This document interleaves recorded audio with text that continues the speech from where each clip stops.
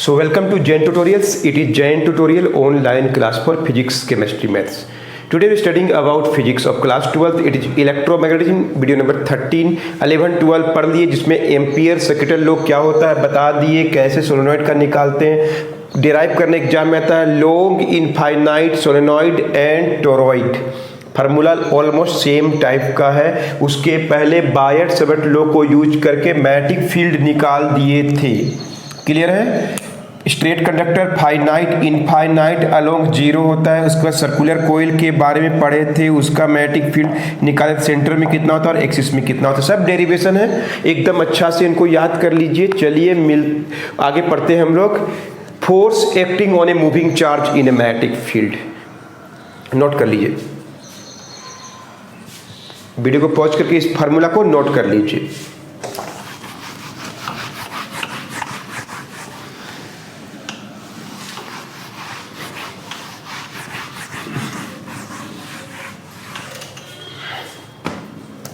Very very important topic है, force acting on a moving charge. Force acting on a moving charge. Charge कोई move करता है, सुनिए, कोई करंट कैरिंग कंडक्टर है, उसके नज़दीक में मैग्नेटिक फील्ड है मान लीजिए, और एक चार्ज Q को रखे हम लोग यहाँ पे। कौन सा चार्ज? याद रखिएगा, हमेशा पॉजिटिव चार्ज के बारे में बात कर रहे हैं। तो अगर ये मैग्नेटिक फील्ड है यहाँ पे मान लीजिए, काम करेगा, करंट कैरिंग कंडक्टर है, उसके नज़दीक मैग्नेटिक फील्ड एक पॉजिटिव चार्ज रखे हैं। क्लियर है? अगर ये रेस्ट में रहेगा तो जरूर इसमें कोई फोर्स काम नहीं कर रहा है। रेस्ट में रहेगा तो फोर्स काम नहीं कर रहा है। चार्ज को रख दिए तो अगर वो रेस्ट में ही रहा, मूव नहीं कर रहा है, तो फोर्स काम नहीं करता है। ये तो पहला बात है। बात में आया? क्या बोल रहे हैं? फर्स्ट बात क्या बताएं? अगर positive charge is at rest in a magnetic field then force उस पर काम नहीं कर रहा, वो वहीं रह रहा है। इसका मतलब उसको कोई मूव नहीं करा रहा है, तो इसका मतलब इसके ऊपर फोर्स नहीं काम कर रहा है। दूसरा बात देखिए, कोई करंट कैरिंग कंडक्टर है, क्लियर है, उसके नज़दीक में कोई पॉजिटिव चार्ज रखे हैं और ये मोशन में आ गया, मैग्नेटिक फील्ड बन रहा है और ये मोशन में आ गया, तो क्या देखा जाता है कि वो इस तरह से डिफ्लेक्ट हो जाता है मैग्नेटिक फील्ड में। ये अगर मोशन में मोशन में है, लेकिन वो क्या हो गया? डिफ्लेक्ट हो गया। अगर कोई चार्ज को when a positive charge is in motion में होना चाहिए यहाँ पे, इन ए मैग्नेटिक फील्ड, कोई भी अब करंट के चलते मैग्नेटिक फील्ड से कहीं से भी यहाँ पे एक मैग्नेटिक फील्ड होना चाहिए। एक मैग्नेटिक फील्ड है यहाँ पे, when a positive charge is in motion in a magnetic field then it gets what? Deflected. तो वो क्या हो जाता है? डिफ्लेक्ट हो जाता है। यही दिखा रहा है क्या? ये डिफ्लेक्ट, अगर रेस्ट में है तो कोई भी फोर्स काम नहीं कर रहा है। रेस्ट में है पॉजिटिव चार्ज तो no force, but when it is in motion, तो मोशन तो हुआ, लेकिन कैसा मोशन हुआ? ये हम लोग डिफ्लेक्ट कर सकते हैं कि ये अपना पाथ से डिफ्लेक्ट हो गया, When a positive charge is in motion, then a magnetic field, then it gets deflected. This shows that क्या है? There is a force acting on motion में जो है positive charge in magnetic field. इसका मतलब एक फोर्स काम कर रहा है। ध्यान सुनिए, अगर कोई पॉजिटिव चार्ज को रेस्ट में रखते हैं तो कुछ भी नहीं होगा उसमें, अगर तो इसका मतलब फोर्स जीरो है। लेकिन अगर मोशन में है, अगर वो मोशन में है, then it gets deflected, this shows that there is a force this force is called magnetic force, this force is cold magnetic force बोलते हैं, this force is cold magnetic force. Understood? क्या बोल रहे हैं हम लोग? बायर सब लोग पढ़ लिए, मैग्नेटिक फील्ड कैसे निकालते हैं, कैसे डायरेक्शन इनवर्ड आउटवर्ड सब समझाए थे। Now we have started with new topic called force acting on a moving charge. When a charge is at rest in a magnetic field, this shows that there is no motion, then there is no force. But when it is kept in a magnetic field, अगर उसको magnetic field में रखते हैं और motion कराते हैं तो वो गेट डिफ्लेक्टेड। तो जरूर डिफ्लेक्ट हुआ, इसका मतलब क्या हुआ?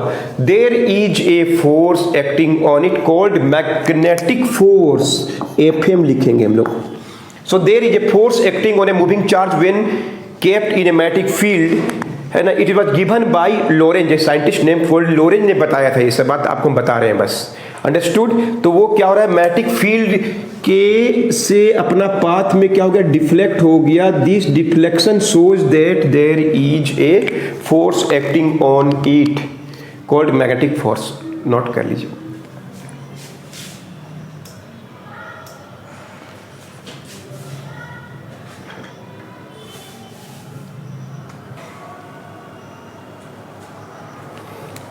So in this way you learn when a positive charge is kept in a magnetic field, then it gets deflected. This shows there is a force. Then ध्यान सुनिए, फोर्स काम करता है, पता चल गया। फोर्स डिपेंड करता है चार्ज पे, कितना चार्ज है, जितना ज्यादा चार्ज उतना ज्यादा force. It also depend upon its velocity, वह अपना वेलोसिटी पे भी डिपेंड करता है। जितना ज़्यादा फोर्स होगा उतना ज़्यादा वेलोसिटी। वो डिपेंड करता है मैग्नेटिक फील्ड और वो डिपेंड करता है साइन थीटा। एंड ये सारा बात हम नहीं, एक साइंटिस्ट था लॉरेंज, इसके बारे में आगे बताया जाता है। एक्चुअली मैं वही बताया था, इसलिए बता दिए कि the force acting on moving charge in a magnetic field depends upon what, charge पे डिपेंड करता है। जितना ज़्यादा चार्ज रखिएगा उतना ज़्यादा उसमें फोर्स होगा, उतना ज्यादा स्पीड होगा, उतना ज्यादा वेलोसिटी होगा। वेलोसिटी पे डिपेंड करता है बी, उसका मैग्नेटिक फील्ड में रखें उस पे डिपेंड करता है, और साइन थीटा पे डिपेंड करता है। Theta is direction between, angle between, theta is क्या है, angle between direction of velocity and direction of magnetic field B पे डिपेंड करता है। अंडरस्टूड? और सबको कंबाइन कर दिए तो force is given by Q भी B sine theta. Force is given by Q भी B sine theta. Q is the charge, v is the velocity, B is the magnetic field and theta is the angle between direction of magnetic field and velocity. Understood? तो इसको हम लोग vector form में ऐसे भी लिख सकते हैं, क्यू को बाहर छोड़िए, भी क्रॉस बी, वेक्टर चैप्टर तो पढ़ चुके हैं। भी क्रॉस बी क्या होता है, v B sine theta. V cross B is equal to v B sine theta. Force is given by q बाहर में charge, v cross B v B sine theta. ये है charge on a moving charge, sorry force on a moving charge, है ना। एक cross को हटाएंगे, अगर मैग्नीट्यूड लिखना है तो क्या बोलेंगे, क्यू, भी को वेलोसिटी को स्पीड भी बोल सकते हैं, बी, एंड ये फार्मूला बन गया क्या चीज के लिए, मैग्नीट्यूड। किसका मैग्नीट्यूड, फोर्स का मैग्नीट्यूड। किसके लिए, चार्ज के लिए, जो कहां पे काम कर रहा है, मैग्नेटिक फील्ड में काम कर रहा है। तो मैं अच्छा से बता दिए, what are the factors upon which force on a moving charge depends. तो आंसर इज फर्स्ट, चार्ज। जितना ज्यादा चार्ज रखिएगा, 2 कूलम, 3 कूलम, 10 कूलम, तो 10 कूलम में ज्यादा फोर्स काम करेगा। Also depends upon magnetic field, जितना स्ट्रॉन्ग मैग्नेटिक फील्ड होगा उतना ज्यादा डिफ्लेक्शन होगा, and the direction and depend upon velocity, जितना ज्यादा फोर्स होगा उतना ज्यादा वेलोसिटी है इसके अंदर, और साइन थीटा पे डिपेंड करता है। Theta is the direction of angle. जैसे मान लीजिए मैग्नेटिक फील्ड इधर की ओर है मान लीजिए, और बी इधर की ओर है, थीटा उनके बीच का डायरेक्शन है, बी और बी में थीटा है। तो बी एंड बी के बीच का एंगल को थीटा साइन थीटा पे वो डिपेंड करता है। फार्मूला समझ में आ गया? ये बात को लॉरेंज ने बताया था। कोई पूछेगा व्हाट आर द फैक्टर्स, यही आंसर है। चार्ज पे डिपेंड करता है, वेलोसिटी, जितना ज्यादा फोर्स काम करेगा उस चार्ज पार्टिकल का उतना ज्यादा वेलोसिटी होगा, जितना ज्यादा मैग्नेटिक फील्ड होगा उतना ज्यादा फोर्स उस पर काम करेगा, या जितना ज्यादा फोर्स मैग्नेटिक फील्ड उतना ज्यादा फोर्स। वो डिपेंड करता है, थीटा मीन्स साइन थीटा पे डिपेंड करता है। थीटा ज्यादा तो मैग्नेटिक फोर्स भी ज्यादा होगा। इन दिस वे ये these are the factors and it becomes formula for magnetic force on a moving charge. Positive charge होना चाहिए, मूविंग चार्ज होना चाहिए, देन ये फोर्स काम करता है क्यू भी बी साइन थीटा। इसको भी नोट कर लीजिए।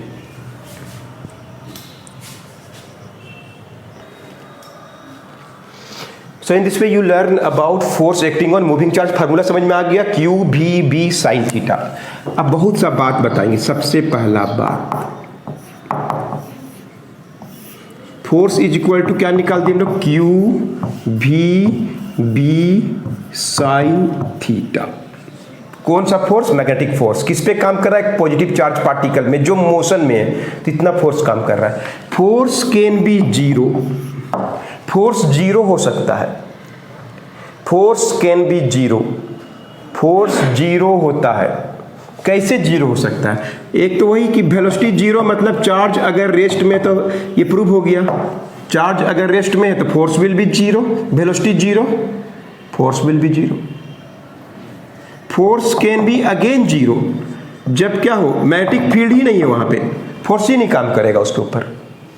हमारा फोर्स जीरो कैसे कैसे हो सकता है? और देखिए, theta is equal to 0 degree, मतलब क्या, अगर मैग्नेटिक फील्ड का डायरेक्शन इधर ही है और चार्ज पार्टिकल भी इधर ही मूव कर रहा है कि नहीं, चार्ज मैग्नेटिक फील्ड के डायरेक्शन में ही, थीटा इक्वल टू 0 डिग्री का मतलब क्या होता है, बी एंड भी आर इन क्या हो, सेम डायरेक्शन में हो।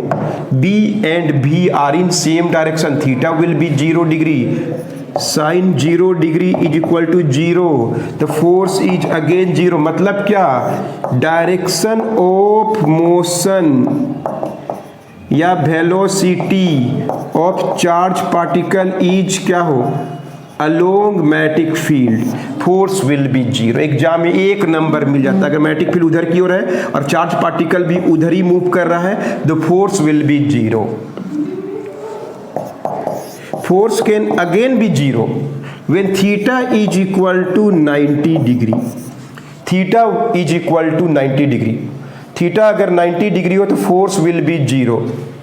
फोर्स 0 हो सकता है जब theta is equal to 90 degree, sorry 180 degree, sorry गलती बोल दी। मतलब क्या, बी इधर और चार्ज पार्टिकल इधर की ओर मूव करे, बी इधर और भी इधर, theta will be 180 degree and you know sine 180 degree is equal to 0।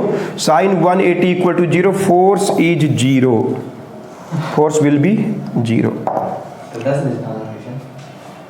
Force will be 0।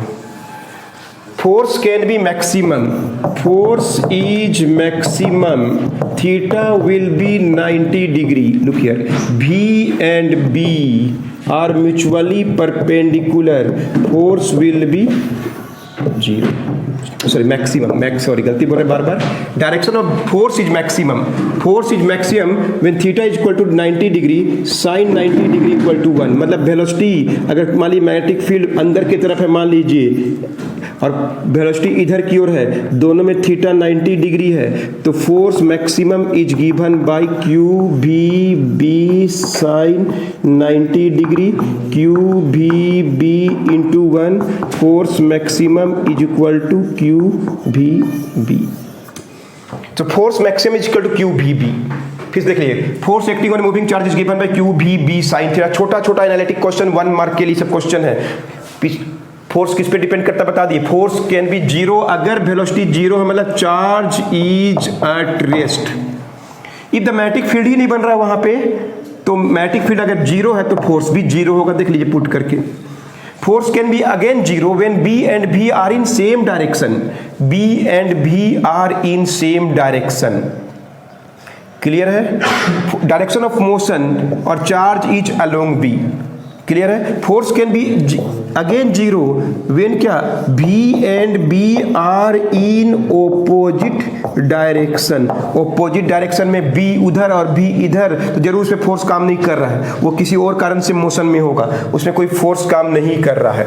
Now force is maximum, theta will be 90 degree, mutually perpendicular, sine 91, force maximum V and B are perpendicular, force maximum is given by QVB sine 91, force maximum QVB। Understood? Note कर लीजिए। Next, अब देखिए हम लोग क्या होता है, force is given by QVB sine theta. Vector chapter पढ़े हो, देखिए ध्यान से, वेक्टर फॉर्म में क्या होगा, QV क्रॉस क्या होता है V क्रॉस B। तो फोर्स का डायरेक्शन देखिए V क्रॉस B, अगर V और B थीटा, तो direction of force is given by, देखिए direction of force is given by, direction of force देखिए क्रॉस प्रोडक्ट है, क्या बता है, रिजल्टेंट फोर्स जो होता है वो क्या होता है, V और B के क्रॉस प्रोडक्ट होता है, जैसे हम बोलेंगे ये V है और ये B है, वेक्टर चैप्टर क्रॉस प्रोडक्ट, तो रिजल्टेंट इज क्या होगा, एक फोर्स का डायरेक्शन कैसा होगा, जो ये फोर्स का डायरेक्शन है, ये देखिए, ये अगर देखिए ये अगर B है, थीटा है, तो फोर्स का डायरेक्शन ये वाला, ये जो पेन दिख रहा है वही फोर्स का डायरेक्शन है, ये फोर्स का डायरेक्शन है, ये V है, ये B है, फोर्स का डायरेक्शन V पर परपेंडिकुलर, B में भी परपेंडिकुलर, V में भी, ये फोर्स है, ये दिख रहा है ब्लैक पेन, ये V में भी परपेंडिकुलर, B में भी परपेंडिकुलर, प्लेन पर परपेंडिकुलर डायरेक्शन में होता है। अंडरस्टूड?